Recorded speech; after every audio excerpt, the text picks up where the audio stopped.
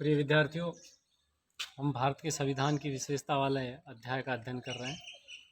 उसमें भारतीय संविधान की विशेषताओं का अध्ययन हमने कर लिया है। अब इस अध्याय का दूसरा पार्ट, दूसरा जो भाग है, वो अलग से प्रस्तावना दे रखा है। आज हम प्रस्तावना के बारे में बात करेंगे। ध्यान रखना, प्रस्तावना सही मायने में किसी भी देश के संविधान का एक आदर्श होती है, उसके अनुसार ही संविधान होता है। या यूँ कहें कि प्रस्तावना सही मायने में संविधान का एक शॉर्ट रूप होती है, जिसमें संविधान की मुख्य मुख्य बातों का उल्लेख होता है। भारत के संविधान निर्माताओं ने भी भारत के संविधान की एक प्रस्तावना रखी। यहाँ एक प्रश्न बनता है कि प्रस्तावना को भारत के संविधान में सबसे अंत में जोड़ा गया। सबसे अंत में का मतलब ये नहीं कि अंतिम पृष्ठों में जोड़ा गया है, बाद में एट लास्ट जोड़ा गया है।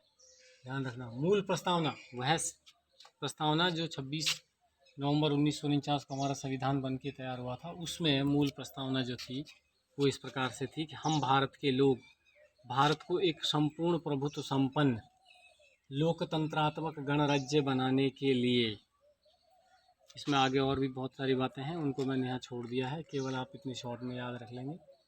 हालांकि वो इस प्रकार से है, बनाने के लिए तथा इसमें नागरिकों को सामाजिक, आर्थिक और राजनीतिक न्याय, 3 प्रकार के न्याय की व्यवस्था की गई है।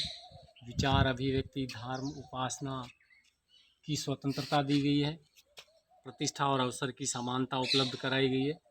और देश की एकता को बनाए रखने के लिए आज अपनी इस संविधान सभा में दिनांक 26 नवंबर 1949 तदनुसार मिति माघ शुक्ल सप्तमी संवत 2006 विक्रमी को एतद द्वारा अपने इस संविधान को हम अंगीकृत, अधिनियमित और आत्मार्पित करते हैं।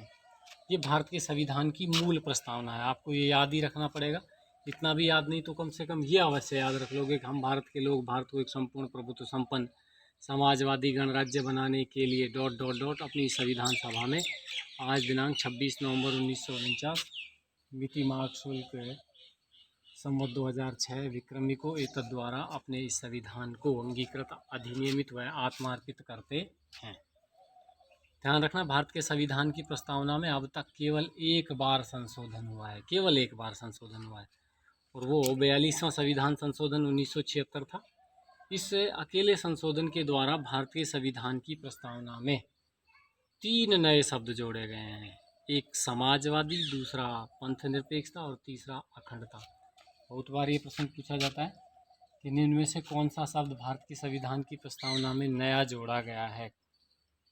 एक शब्द दे दिया जाएगा, बाकी और ऑप्शन अलग से हो जाएंगे, या सीधा सीधा आपके बोर्ड की परीक्षा के लिहाज से ऐसा भी पूछा जा सकता है कि भारत के संविधान की प्रस्तावना में कौन कौन से नए शब्द जोड़े गए हैं। तो आप ध्यान रखेंगे, समाजवाद, पंथ निरपेक्षता और अखंडता।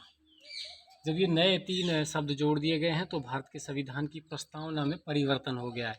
इस तरीके से जो वर्तमान प्रस्तावना है वो 42वें संशोधन के बाद वो अब इस प्रकार से है कि हम भारत के लोग भारत को एक संपूर्ण प्रभुत्व संपन्न लोकतंत्रात्मक समाजवादी पंथ निरपेक्ष गणराज्य बनाने के लिए, ये ध्यान रखना, पहले तो लोकतंत्रात्मक गणराज्य बनाने के लिए, अब यहाँ लोकतंत्रात्मक समाजवादी पंथ निरपेक्ष राज्य गणराज्य बनाने के लिए।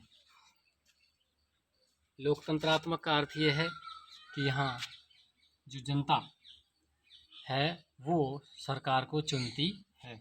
समाजवादी का अर्थ यह है कि कुछ क्षेत्र ऐसे होंगे जिसमें उत्पादन के साधनों पर सरकार का नियंत्रण होगा। पंथ निरपेक्ष अर्थात राज्य अपनी तरफ से किसी धर्म विशेष को महत्व नहीं देगा, किसी भी धर्म को वो राज्य की प्रश्रय उपलब्ध नहीं कराएगा। गणराज्य जिसका राष्ट्राध्यक्ष वंशानुगत न होकर निर्वाचित होता है वो गणराज्य कहलाता है। तो अब ये प्रस्तावना हो गई है, हम भारत के लोग भारत को एक संपूर्ण प्रभुत्व संपन्न लोकतंत्रात्मक समाजवादी पंथ निरपेक्ष गणराज्य बनाने के लिए अपनी इस संविधान सभा में आज दिनांक 26 नवंबर 1949 मिति माघ शुल्क सप्तमी संवत 2006 विक्रमी को एतद द्वारा इसे अर्थात संविधान को अंगीकृत, अधिनियमित और आत्मार्पित करते हैं।